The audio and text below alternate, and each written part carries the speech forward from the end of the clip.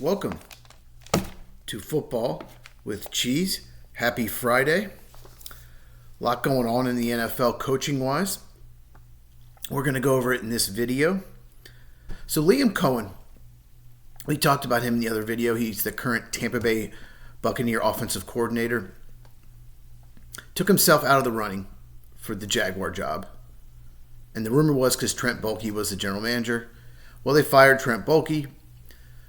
And Tampa Bay and Liam Cohen had agreed on a contract to stay as offensive coordinator. And according to Ian Rappaport, they couldn't get a hold of him. All of a sudden, he was gone. And it turns out he put himself back in the running for the Jaguars coaching job and is now expected to be named head coach. As soon as they got rid of Trent Baalke, he's all of a sudden, okay, yeah, I'm interested. I will link the video.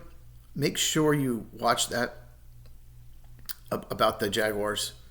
It's really interesting. I go over a lot about their franchise since Shahid Khan bought the team.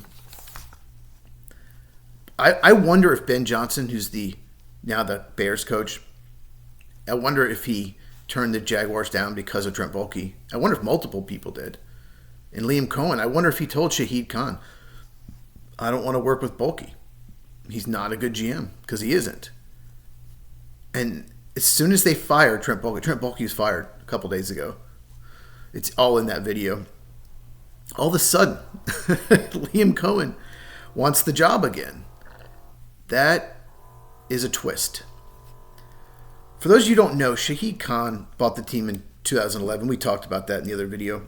One thing he said in the summer of last year, he said, make no mistake, this is the best team assembled by the Jacksonville Jaguars ever. Best players, best coaches. But most importantly, let's prove it by winning now. It was a really stupid thing to say for a few reasons. One, they didn't have the best players. They didn't have the best coaches. It was definitely not the best team the Jaguars have ever had. They had some really good teams, late 90s and in the early 2000s.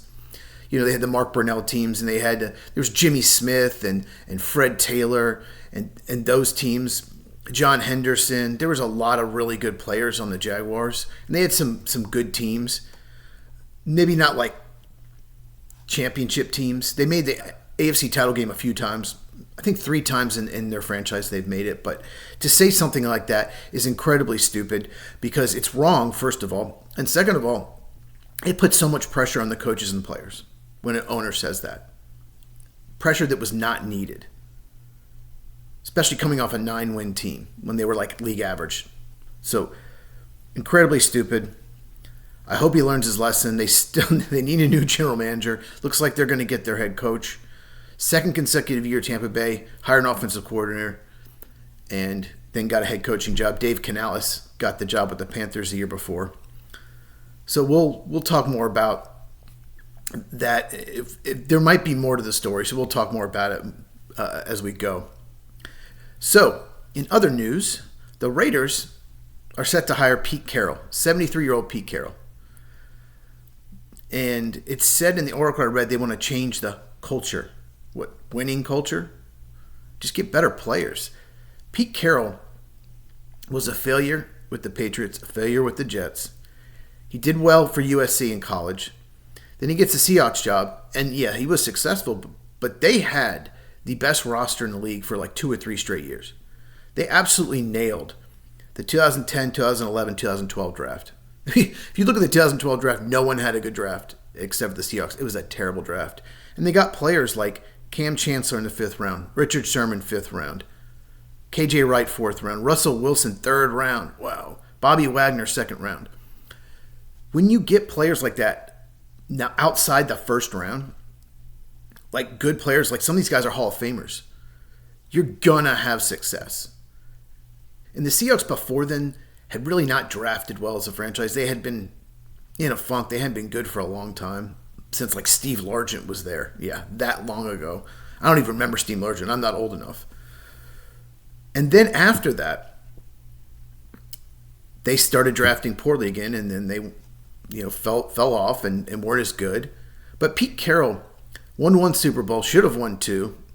For those of you who don't know, They had the ball on the 1-yard line, 40 seconds to go in a timeout, and didn't give the ball to Marshawn Lynch, which was insane. Tried to throw it, was intercepted. Patriots won that Super Bowl. But I don't think their success had anything to do with Pete Carroll. I think any coach would have won that Super Bowl. Look, Barry Switzer has a Super Bowl. Okay? You don't have to have like this most amazing coach if you have much more talent than everyone else. And those Seahawks teams were so talented.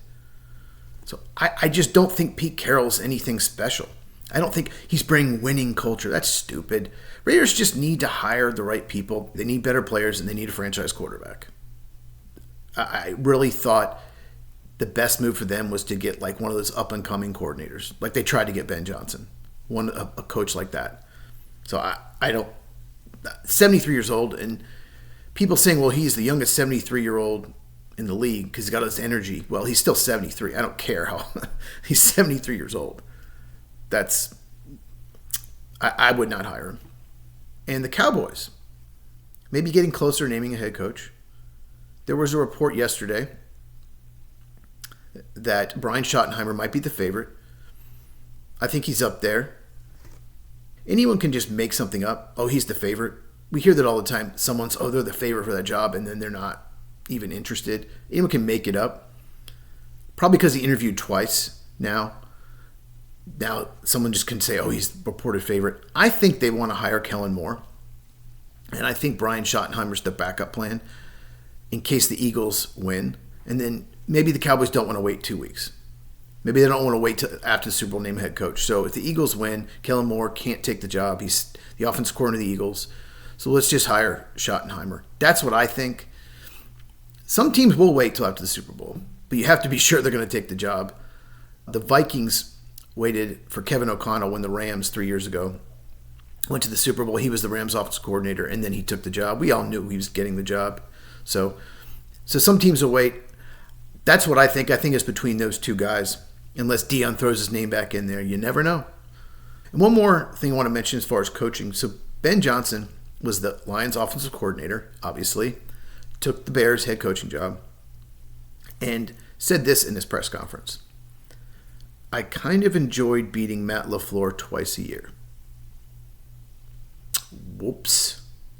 Should not have said that. There was silence in the room for several seconds when he said that.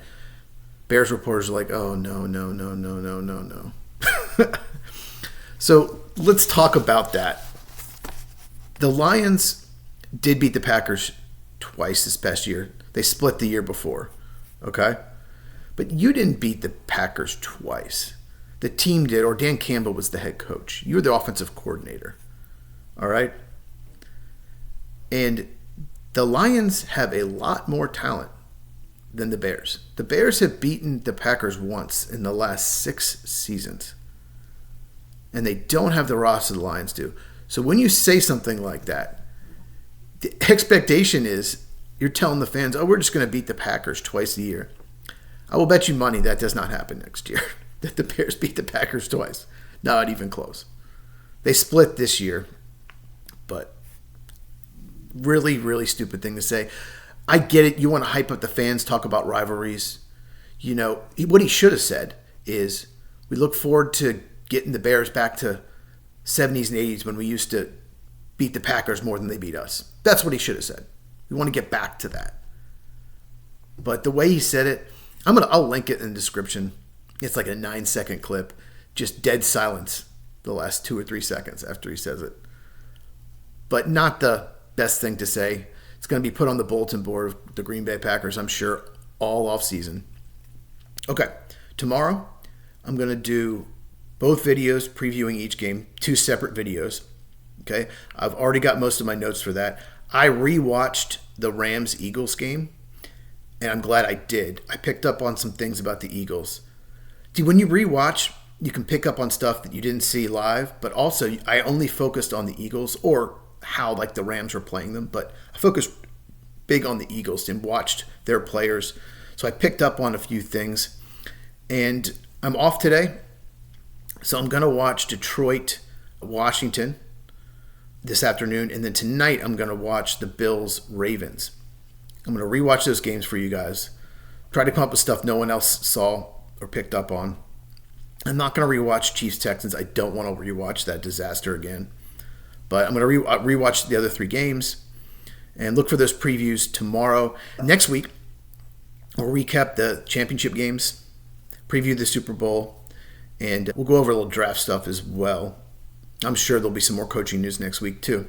All right, so make sure you share this video with anyone who loves football so we can keep growing the channel. It's been going great. I really appreciate all my friends sharing this.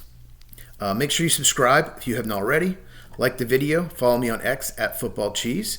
And enjoy your Friday.